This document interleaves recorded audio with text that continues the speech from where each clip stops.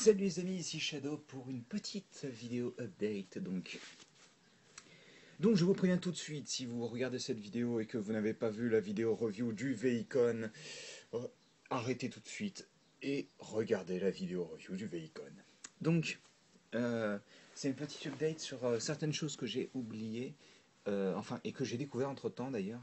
Donc la première chose c'est, de base en fait, j'avais fait la comparaison en mode véhicule, mais j'avais pas fait la comparaison en mode robot. Donc voici. Excusez-moi de l'éclairage, c'est un peu pourri, il fait un peu nuit, enfin ça commence à se couvrir, on va dire un peu. Et donc la petite figurine. Donc c'est juste parce que je me suis dit en même temps, je vais la faire, mais c'était pas la partie importante de la chose. Donc la partie importante, tu dégages, merci.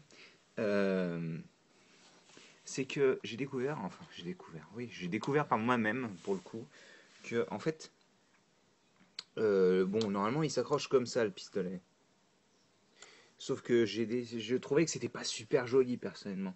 Donc, euh, je me suis dit, ce serait pas mal si je pouvais l'avoir le long du bras, quoi, en gros.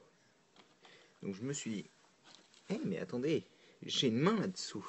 Je pourrais pas utiliser la main pour genre, oh mais ça marche.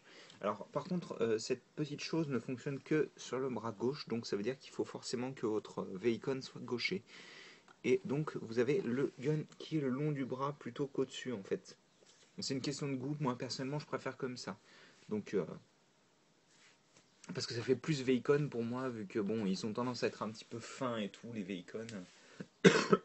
Excusez-moi. Mais je trouve oui que ça rend mieux, et donc bah, je préfère comme ça. C'était juste pour faire une petite vidéo update, et puis c'est à peu près tout en fait, hein. Donc bah écoutez, j'espère que vous avez apprécié cette petite update. Nous on se retrouve d'ici demain pour une live construction. Voilà, allez, à plus tard.